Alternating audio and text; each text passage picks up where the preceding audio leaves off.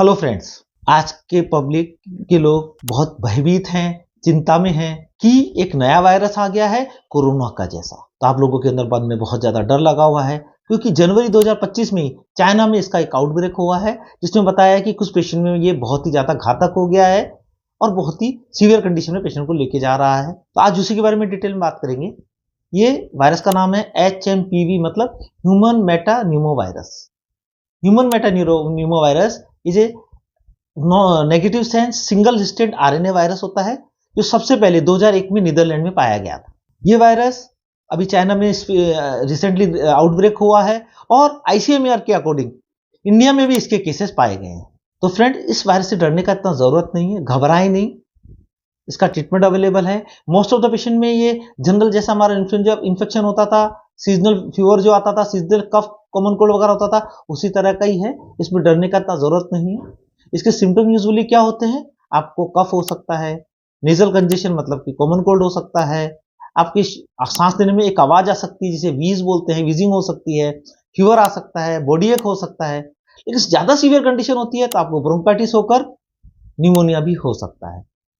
जैसा मैंने बताया कि मोस्ट ऑफ द पेशेंट के अंदर ये माइल्ड इन्फेक्शन, कफ, कॉमन कोल्ड जैसा ही होता है। कुछ पेशेंट में सीवियर कंडीशन जो न्यूमोनिया, ब्रोंकाइटिस में कन्वर्ट करता है। ये पेशेंट कौन से हैं उसको आइडेंटिफाई करना बहुत जरूरी है क्योंकि ये जो सीवियर इन्फेक्शन होता है यूजुअली ये इन्फेंट्स जिनकी जो उन बच्चों की उम्र 1 साल से कम है, या हमारे घरों में जो बुजुर्ग लोग हैं, जो एल्डरली लोग हैं उनको, या फिर जो इम्यूनो कॉम्प्रोमाइज पेशेंट्स हैं, उनके अंदर ये इन्फेक्शन का चांस ज्यादा रहता है सीवियर कंडीशन में कन्वर्ट होने का। ये यूजुअली इन्फेक्शन कुछ दिनों से लेके 1 सप्ताह तक रहता है, उसके बाद चला जाता है। इसका अभी तक कोई वैक्सीन अवेलेबल नहीं है। बट ये इन्फेक्शन यूजुअली 1 सप्ताह से ज्यादा जा रहा है या आपको निमोनिया के कुछ या ब्रोंकाइटिस के सिम्टम दिख रहे हैं तो आपको इमीडिएटली डॉक्टर से कांटेक्ट करके आपको एडमिशन की जरूरत पड़ सकती है। अब ये इन्फेक्शन फैलता कैसे है? जैसे कोरोना वायरस फैलता था, इन्फेक्टेड पेशेंट के डायरेक्ट कॉन्टेक्ट में आने से, रेस्पिरेटरी ड्रॉपलेट के थ्रू फैल सकता है, या कॉन्टेक्ट सरफेस के कॉन्टेक्ट में आने से भी आपको इन्फेक्शन का चांस रहता है। कॉन्टेक्ट सरफेस को आपने टच किया और उसके बाद में अपने मुंह के ऊपर लगा लिया या नाक के पास लगा लिया तो इन्फेक्शन का चांस आपका बढ़ जाता है। इसलिए आपका प्रिवेंशन ही इसका बेस्ट ट्रीटमेंट है। इसके लिए आपको पब्लिक प्लेस में जाने के समय मास्क पहन के जाएं, 2 गज की दूरी बना के रखें और हैंड को टाइम टू टाइम सैनिटाइज या हैंड वॉश करते रहना चाहिए। अब किसी को इन्फेक्शन हो गया, यूजुअली माइल्ड इन्फेक्शन ही होता है, तो उसमें ट्रीटमेंट क्या है? तो इसमें आप बिल्कुल घबराएं नहीं। आपको अपनी खुद की केयर खुद को करनी है। उसमें आपको बहुत ज्यादा अमाउंट के अंदर लिक्विड या पानी का कंजम्पशन करना है, पानी ज्यादा पीना है और खुद को अच्छी तरह से हाइड्रेट करके रखना है।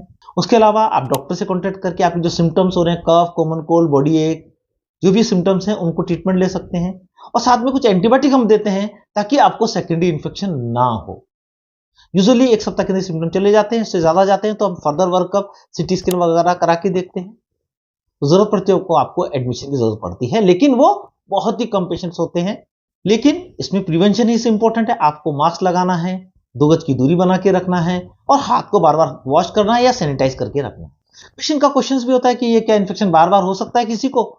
इसके बारे में बहुत ही लिमिटेड डाटा अवेलेबल है अभी तक कि आपको री इन्फेक्शन यूजुअली होता नहीं है, लेकिन आप एक बार से ज्यादा बार बीमार हो सकते हैं सेम वायरस के थ्रू। तो फ्रेंड्स, आज हमने ह्यूमन मेटा न्यूमो वायरस के बारे में डिटेल में बात किया। इससे आप घबराएं नहीं, आप 2 गज की दूरी बना के रखें, मास्क का व्यवहार करें, हैंड को बार बार क्लीन करते रहें, सैनिटाइज करते रहें। अगर आप इन्फेक्टेड हो गए हैं तो मास्क लगा के रहें घर में और एटलीस्ट 7 दिन के लिए आप घर पे रहना चाहिए। अरे मेरा वीडियो आपको पसंद आया है तो आप अपने ग्रुप के अंदर अपने जानने वालों के बीच में इसको शेयर करें ताकि उनको भी इस वायरस के बारे में नॉलेज मिल सके, और इसे सब्सक्राइब करें, लाइक करें। नमस्कार।